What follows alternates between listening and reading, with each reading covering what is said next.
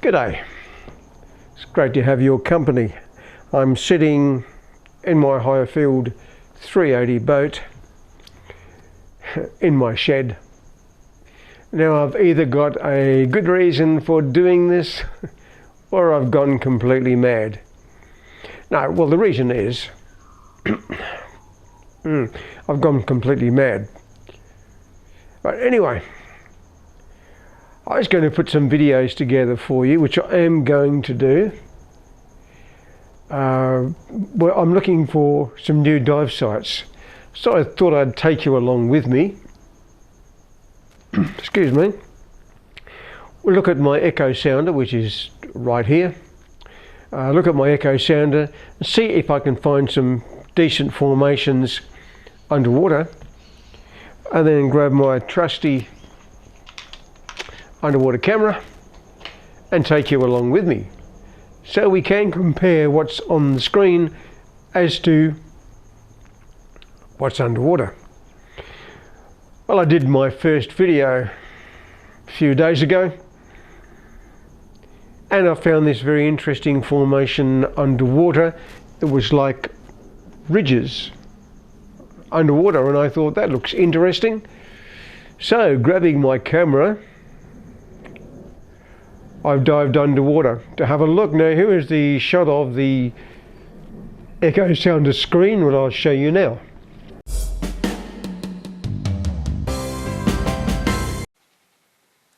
Here is the video of the screen, and you'll see some very interesting peaks coming on the right hand side of the screen.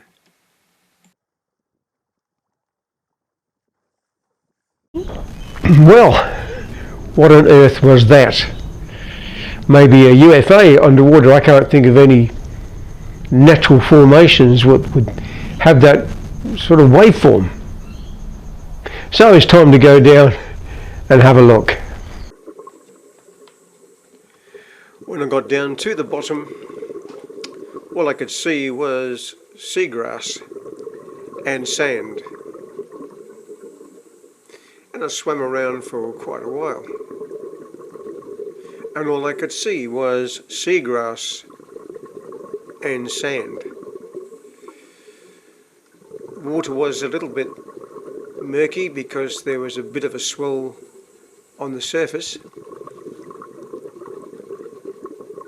But I swam around for quite a while, as I said, and just couldn't find anything else but seagrass and sand, thinking that I could be correct, it could be a UFO. Perhaps it can't be seen with a human eye, but can be seen with the sonic sound from an echo sounder. Do do do do do, a bit spooky. I do get carried away, don't I?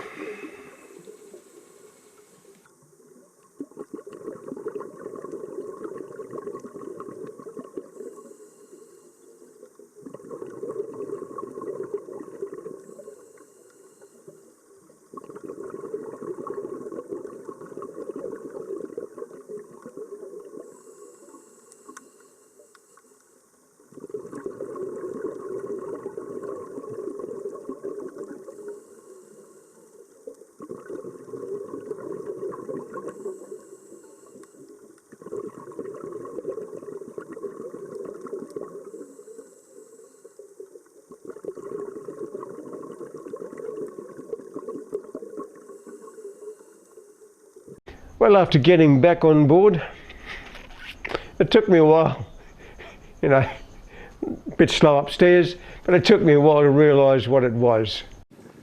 How big the swell is doesn't really show up much on video, but it was about 1 to 1.5 metres. And a boat like my Highfield, because of the inflated tubes around the side, just floats over the swell, so you hardly even notice it.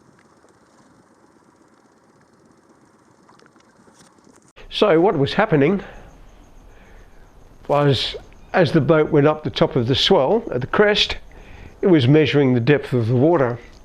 Of course, it was measuring it deeper than what it was when it went down into the trough. There it was measuring shallower.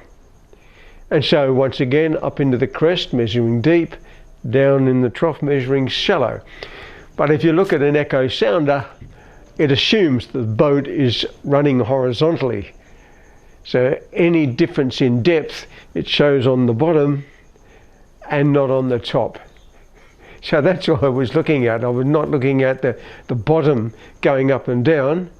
It was actually mimicking the surf or the swell on top of the water.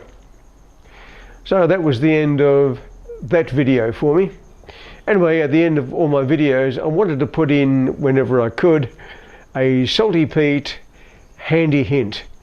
So here is today's Salty Pete handy hint. Well, today's handy hint is all about your car seat.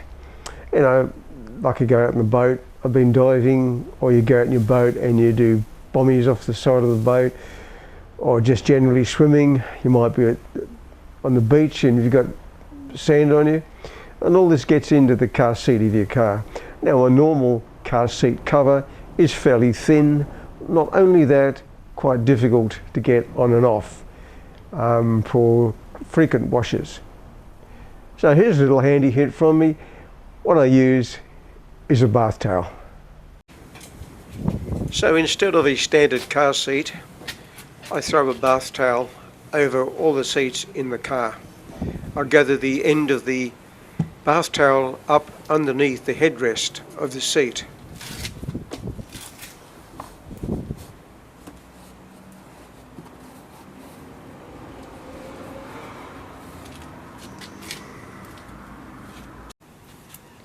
And then the two top corners of the bath towel, I wrap a cable tie around them, sometimes known as a zip tie.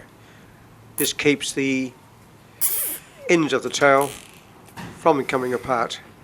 And then I clip the end of the cable tie off with a pair of side cutters. And there is the finished bath towel car seat cover.